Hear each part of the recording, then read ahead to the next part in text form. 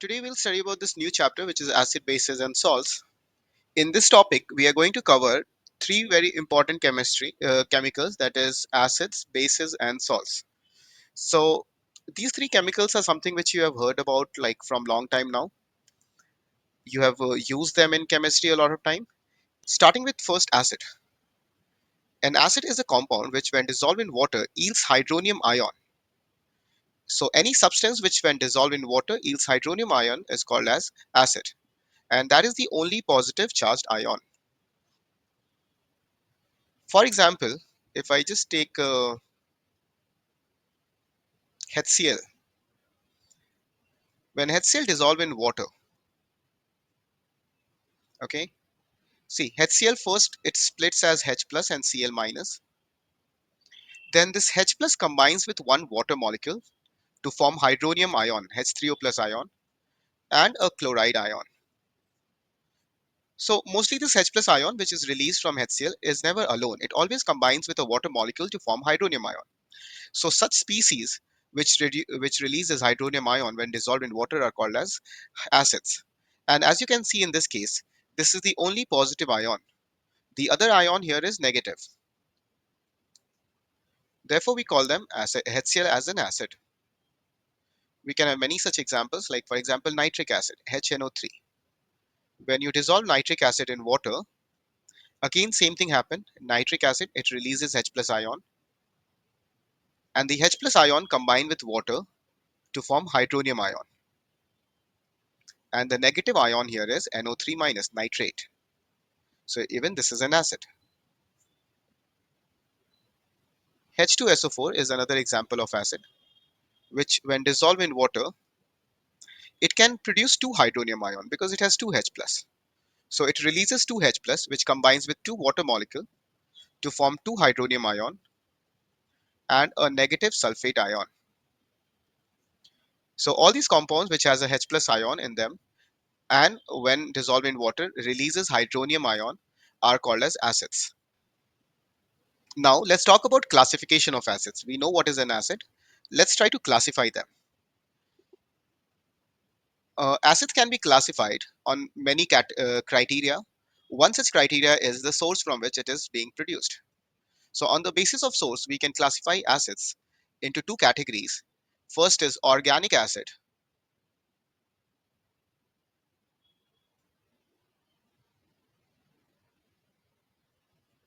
and the second one is inorganic acid.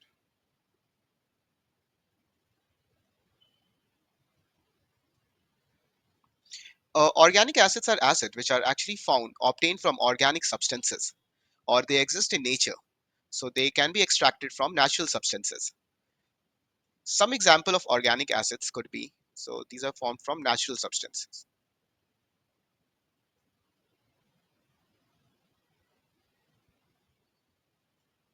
Some example of organic acids can be acetic acid, CH3COOH.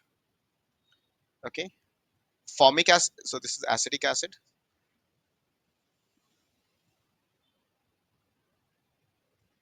Formic acid,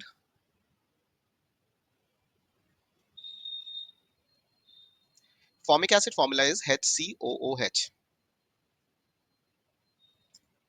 There are also others like oxalic acid or lactic acid.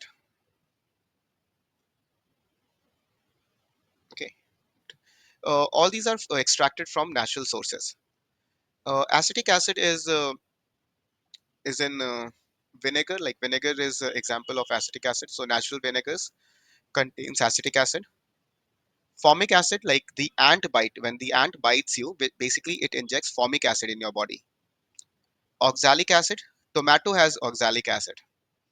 Lactic acid, milk has lactic acid. Clear? So these are examples of organic acid. Other kind of acid is inorganic acid. Inorganic acids are generally chemically produced in industries or in factories or even in lab by using chemical substances like chemical minerals. Okay, so these are also called as mineral acids. Okay, some example of mineral acids are nitric acid, hydrochloric acid, sulfuric acid, even carbonic acid. So these are example of inorganic acid. Mostly you will observe that the organic acid generally have carbon in them. Even this carbonic acid has carbon in it, but this is not considered as an organic acid. Okay. Most of the other inorganic acid does not have carbon in them. So it's only this one which has carbon, carbonic acid. But organic acid, mostly all of them have carbon in it. Clear? Yes, sir. So that was the first criteria for classification of acid. We can classify acids as organic acid and inorganic acids. The second criteria for classification is the strength of an acid. Some acids are considered as strong acid while the other acids are considered as weak acid. Okay, so on the basis of strength, we can classify them into two categories. One is strong acid and the other one is weak acid.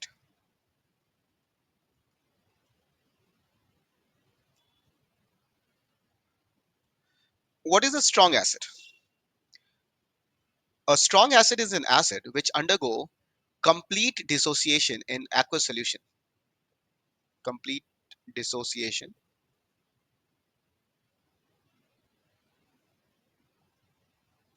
or ionization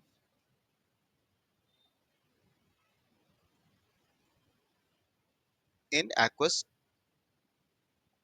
solution. Okay. What is complete dissociation? See, suppose if you take a strong acid, for example, sulfuric acid, and dissolve it in water, this will dissociate to form two hydronium ion and a sulfate anion. Now, suppose in water I've added 100 molecules of sulfuric acid. You will find that each, like almost every molecule, nearly 100% molecule, undergoes dissociation and forms this hydronium ion. So around 200 hydronium ion would be produced and about 100 sulfate ion. Okay, this is not SO3, this is SO4. So around 100 sulfate ions are also formed. Means out of 100, all 100 dissociated completely. They completely splitted inside water to form H plus ion and SO4 minus ion. And the H plus further combined with water to form hydronium ion. So this happens completely. That is what complete dissociation means. While on the other hand, weak acids undergo partial dissociation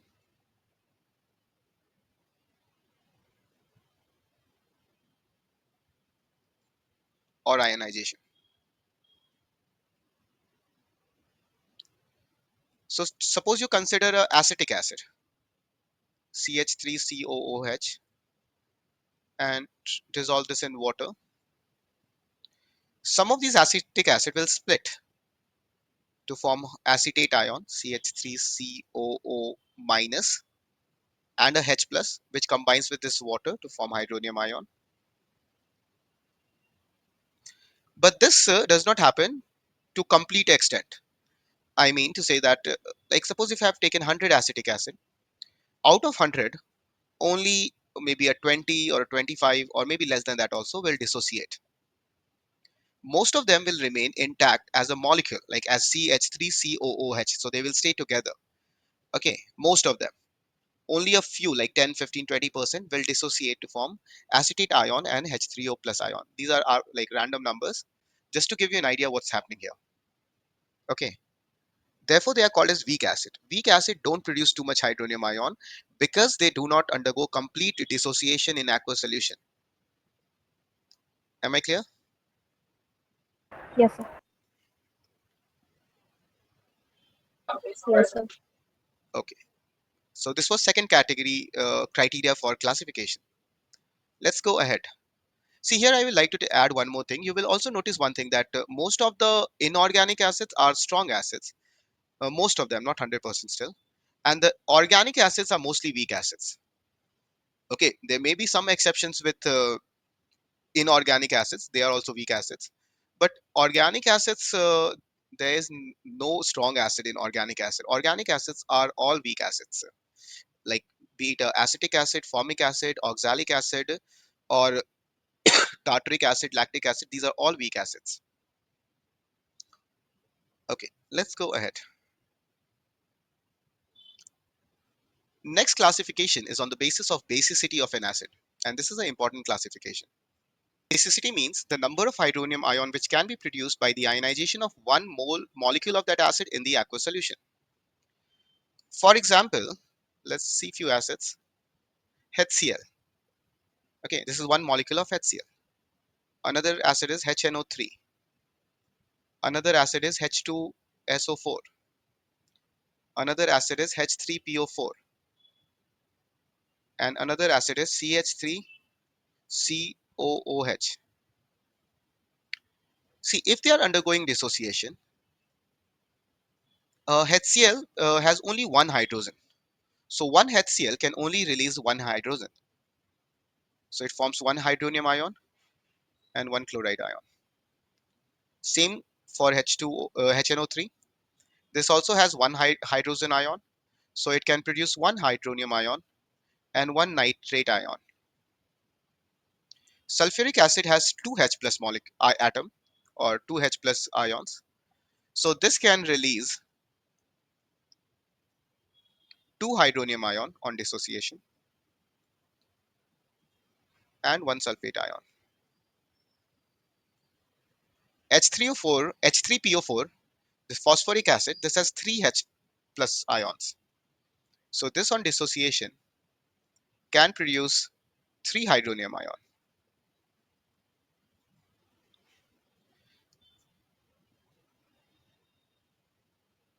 I think this we can easily guess just by the formula of the acid. So acids which are releasing one hydronium ion are called as a monobasic acid. Acid which can produce two hydronium ion, sorry, not this one. This one is again monobasic. Acids which can produce two hydronium ion are diabasic acids. Acids which can produce three hydronium ion are tribasic acid. Am I clear? Yes, sir.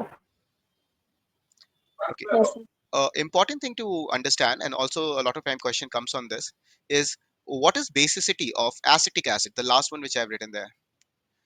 In acetic acid, if you strictly go by the formula, there it has four hydrogen atom. But the thing is, not all these four atoms are actually available for like release as H plus ion, because some of them are strongly covalently bonded to carbon. So only this hydrogen is available for donation, like, or can split from the molecule. So it can only combine with one water molecule to form just one hydronium ion and one acetate ion. So these remaining three hydrogen cannot come out as H plus. Okay. Hence we can say basicity for acetic acid is monobasic. Since this is a kind of an exception and it's a little different from others, this is quite often asked. So this is more important. What is basicity of acetic acid? Basicity of acetic acid is monobasic. Here observe one thing: for acid we are not using the term acidity, we are using the term basicity. Okay, how many H plus it is going to release defines its basicity, doesn't define its acidity. Fourth classification is based on the concentration. A lot of time in our day-to-day uses and even in the chemistry lab, we must have seen, like in laboratory, they would mention on the bottle concentrated acid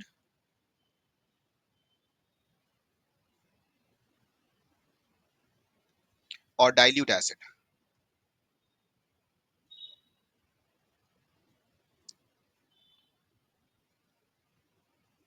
Okay, so for any acid we say it's concentrated when it has less water mixed with it,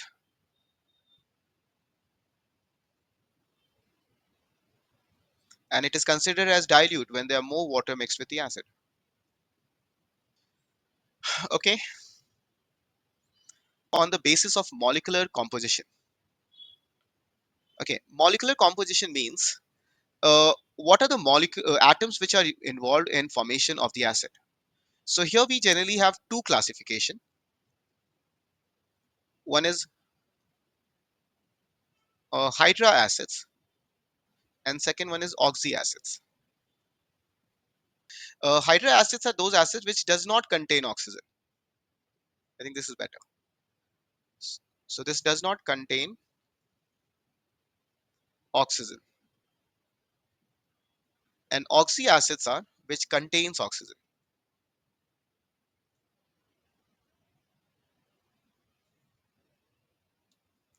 For example, hydra acids. Can you give me example acids which does not contain oxygen?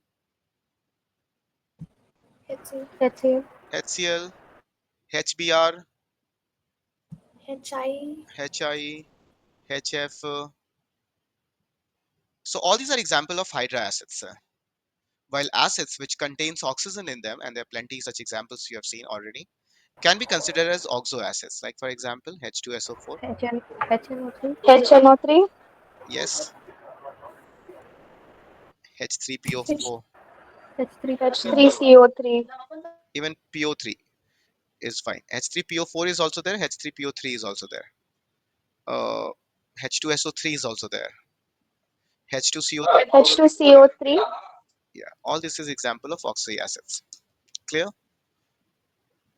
yes sir, Okay, so we have learned classification of acids on five category. Last one was molecular composition based on like whether it has oxygen or not. We can call it as a hydra acid or an oxy acid.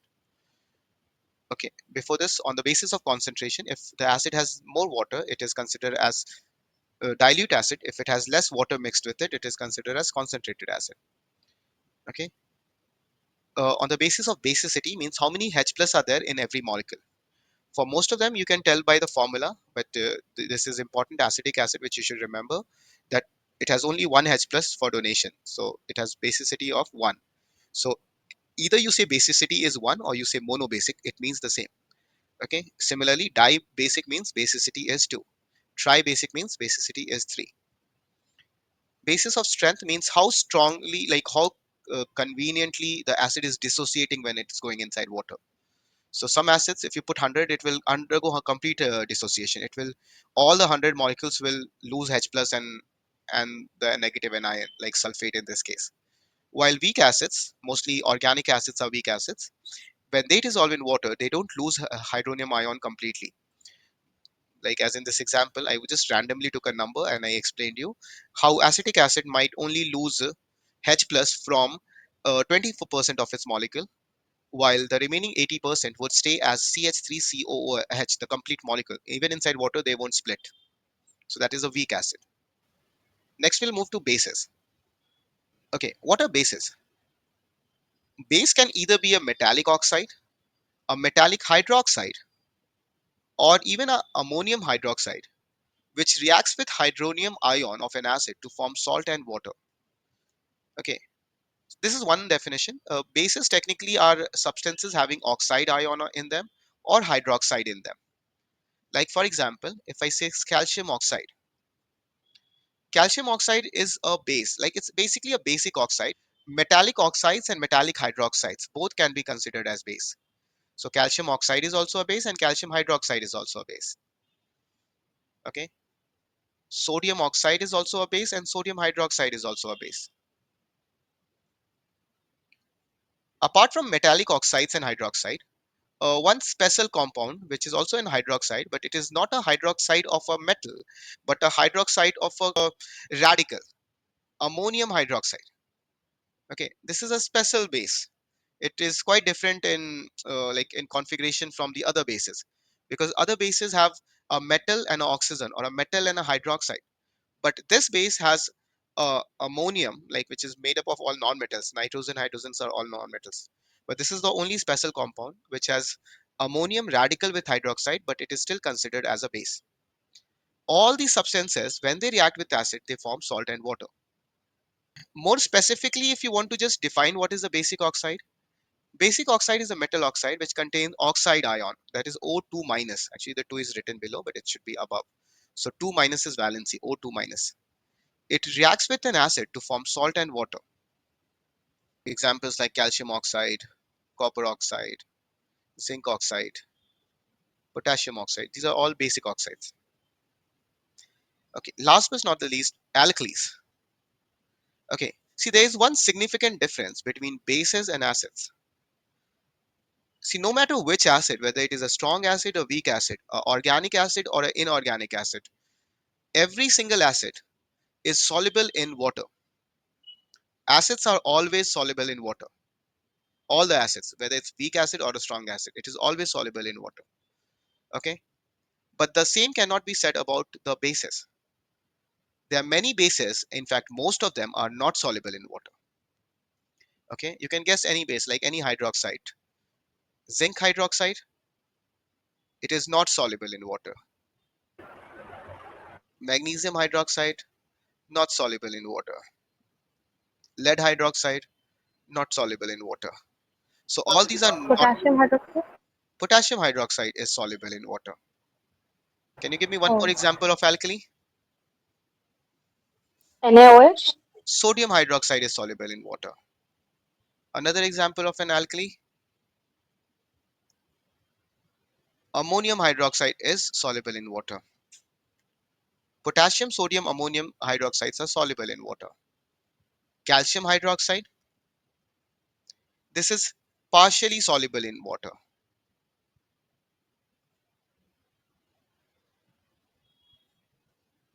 Magnesium hydroxide, zinc hydroxide, lead hydroxide, iron hydroxide, tin hydroxide, copper hydroxide, manganese hydroxide, all of them is insoluble in water.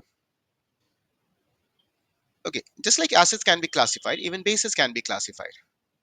Bases can be classified again on the basis of their strength, strong bases and weak bases. Now, when I say strong and weak base, to what extent they dissociate inside water. But I think it's important to understand to dissociate inside water, it must first dissolve in water. They are strong alkalis or weak alkalis. Okay, so I'm using the term alkali. Why? Because strength will be only defined for bases which dissolves in water. Then only they will dissociate. And bases which dissolves in water are not even, like, not all bases even dissolve in water. Only some of them. So those who dissolve in water are called as alkalis. Strong alkalis like strong acid undergo complete dissociation in aqueous solution. Examples are sodium and potassium. They are strong alkalis. They are highly soluble in water and they undergo complete dissociation in water. Okay. In fact, they just when you dissolve it in water, they split and form hydroxyl ion, or they split and release hydroxyl ion. Weak alkalis, ammonium hydroxide is example of weak alkali.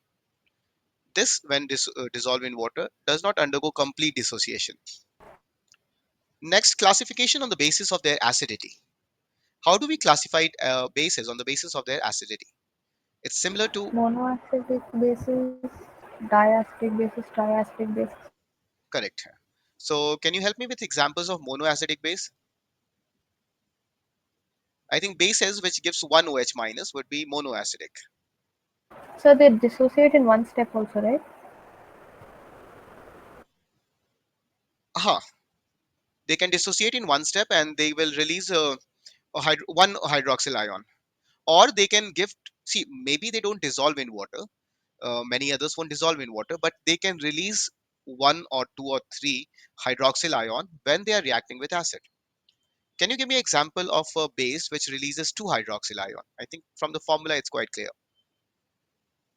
A base which can release two hydroxyl ion. A base, not an alkali. I'm talking about just a base. In the formula has two OH. CaOH. Whole twice. CaOH whole twice. Calcium hydroxide, correct? Yes, sir. Because it can, like, while reacting with acid, it can dissociate and release two OH minus ion. Acids which, sorry, bases which have three hydroxyl ion. Think of a metal whose valency is plus Uh, 3. FeOH whole thrice. Okay, FeOH whole thrice is fine. So Fe3 plus and 3OH 3 OH minus. 3OH minus. So this is monoacidic. This is diacidic, and this is triacidic. Okay. The final classification for base is just on the basis of their composition. So again, this classification is applicable mainly for alkalis, not for all bases. Composition means like whether it is a concentrated alkali or a dilute alkali. Concentrated alkali has high percentage of alkali in it and low percentage of water. While dilute alkalis, on the contrary, has high percentage of water and low percentage of alkali. Like how acids reacts with metals, how acid reacts with bases, how acid reacts with carbonates, how acids reacts with bicarbonates, how it reacts with sulfides, because these are important. Okay, because see, it's again, this thing will be repeated in those chapters also, but for now, if you understand once, you will find that the same pattern is getting repeated. Okay, so next what we are going to discuss is reactions of acids. So we are just going to see how acids reacts with different kind of substances. In this first category is reaction with active metal. So how will acid react with an active metal? Let's take zinc. Okay, this is again a familiar reaction. You know how zinc reacts with an acid? What are the what are products? ZnCl and H. Okay, can you correct the formula? Like zinc chloride is not ZnCl. ZnCl2. Okay, ZnCl2 and hydrogen H2. H2. Now balance it. So 2 HCl, near HCl is should be 2. Yes, this is Yeah. my final answer. Zinc reacts with 2 HCl to form ZnCl2 plus H2. Let's see how metals react with acid reacts with bases. Second is reaction with base.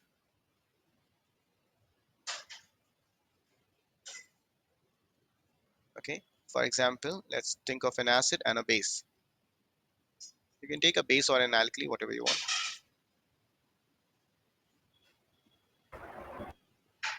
ZnOH whole twice is what? A base. So Let's this react it with an acid, H2SO4. What is our product? Zn ZnSO4 Both zinc Plus H2O. plus plus H2O. Is this balanced? it's not balanced, but wait,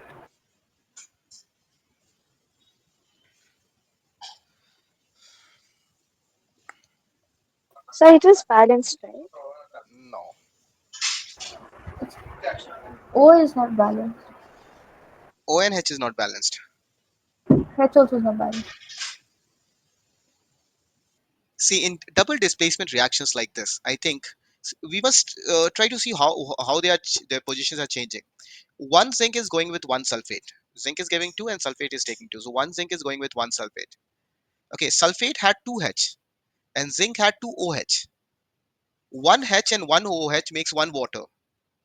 The other H and the other OH will make another water. You're getting my point. Let me write and see this. Though you don't have to write this, but this picture should be very clear. See, zinc is with two hydroxide, and sulfate is with two hydrogen. After the reaction, zinc goes with sulfate. and hydrogen goes with this hydroxide. They form a water. This forms another water. So how many waters are there? Is it 2H2O? So it's 2H2O. Okay, am I clear? Yes, sir. Yes, sir. Okay, so like you don't have to sit and balance every single element. In double displacement, just see how they are changing position. This zinc goes with the sulfate, zinc sulfate. Uh, this has two OH, this has two H. One OH and one H makes a water. So two OH and two H will make two water. Okay. Yes, sir. Third is another important reaction with how acids reacts with carbonates and bicarbonates. So think of a carbonate. Take any carbonate of your choice. Which carbonate will you prefer? Your choice, any carbonate. Zinc. Zinc carbonate. Okay, we are falling in love with zinc. Zinc is, let's use calcium. Calcium will feel offended. Okay. Calcium carbonate. This reacts with acid. With, Any yeah. acid. H2SO4. H2SO4. Okay, after reaction, what will happen? First step, double displacement will happen. So calcium will go with, SO4. both have valency 2, so it will combine in 1:1 So ratio. CaSO4. Okay. And what about H2? This will combine with Uh, carbonate, H2CO3. H2CO3. H2CO3 is highly unstable and it just wants to split and form water and carbon dioxide. Okay, so this dissociates to form H2O and CO2. So reaction of acid with carbonate always forms this first, but as soon as this is formed, this immediately dissociates and form H2O and CO2. Okay, even in the cold drink yes. bottle, we have this acid only, H2CO3, carbonic acid. But when you open the bottle, see it gets space to expand and it dissociates to form water and carbon dioxide, and that carbon dioxide is what you see as a fizz coming out. Okay, when the bottle is closed, it remains dissolved like H2CO3. But when there is a space to expand, it just dissociates and form carbon dioxide. So this is so unstable that even just by opening the bottle, it dissociates. So how do I expect it to remain stable in an open air? Will, So it will, yeah, it will split into water and CO2. water and carbon dioxide. See, even with the bicarbonate, the reaction is something similar. For example, calcium or maybe sodium bicarbonate, NaHCO3.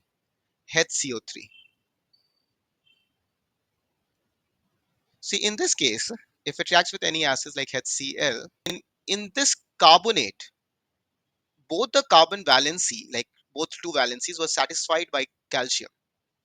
But in this case, one is satisfied by sodium and one by hydrogen. Means one by metal and one by hydrogen. So in this case, only the metal get So replaced. will it? Yeah, Okay. only the metal will get replaced. Okay, so metal will go with chlorine forming NaCl, and this hydrogen will go and take sodium place. One hydrogen is already there, so it forms H2CO3.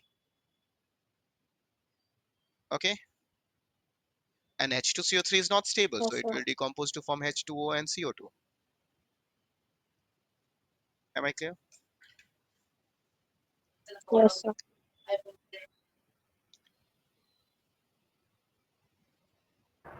Zinc bicarbonate.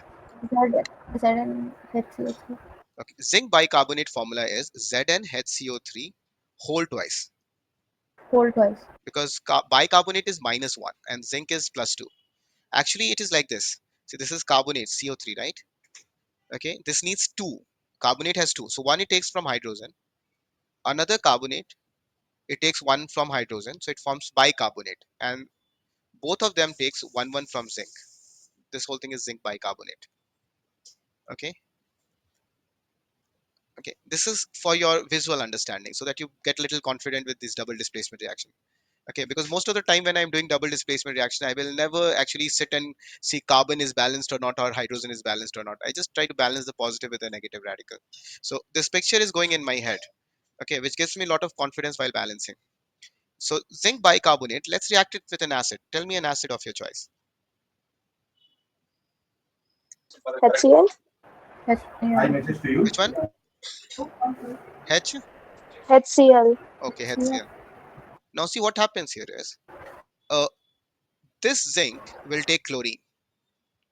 Okay, zinc and hydrogen is going to go in zinc place. Okay, like this is HCl. Okay, one zinc requires how many chlorine? Zinc valency is 2 plus. So it needs how many chlorine? See, zinc can give 2 Two. electron. So it needs 2 chlorine. So another HCl will be required. Zinc will go with 2 chlorine, forming zinc chloride. Okay, ZnCl2. ZnCl2. So it goes with chlorine. And this hydrogen comes here, forms H2CO3. This hydrogen comes here, form H2CO3. So 2H2CO3 is formed. Each one of them will decompose to form water and carbon dioxide. So two of them will come dissociate to form two water and two carbon dioxide. See how easily we balanced it by just understanding the Yes, picture. sir. Okay. The last one which I said was with sulfite and bisulfite. So in sulfites, okay, sulfite is SO3, not SO4. SO4 is sulfate,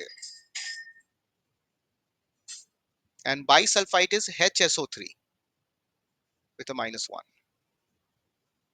Okay.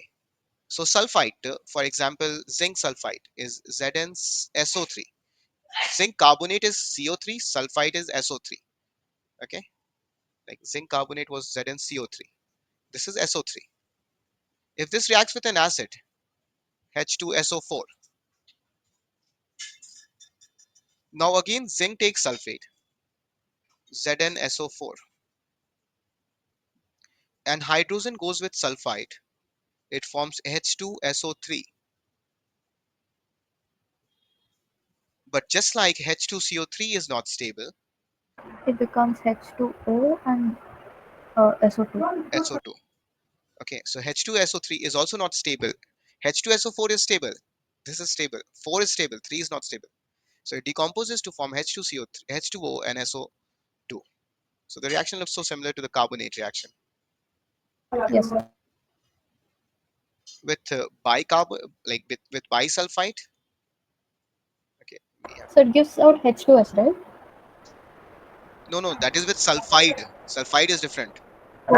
That is Oh, just yeah. Yeah. that is just S. Okay, with bisulfite, if I take any reaction acid like HNO3, let's take this time. Zinc goes with nitrate. It forms Zn. Same thing. Zinc needs two nitrate. So I'll put a two here. Two nitrate. ZnNO3 whole twice. And these two hydrogen goes in place of zinc. Okay. Each hydrogen will combine with HSO3. Okay. So two HSO3 will be formed, which will decompose to form two H2O and two SO2. All right.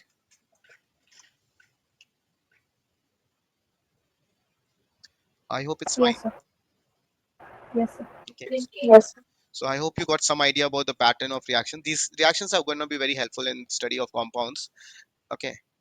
Uh, we will continue from here in the next class. It's a fact-based chapter, but if but there's also a lot of patterns, interesting patterns to understand in this chapter. Okay, so it's not complete memorization. Okay, it becomes boring if you blindly sit and by heart the reactions here. Okay, then I think that's fine then for today. We'll continue in the next chemistry class. Thank you and bye for now.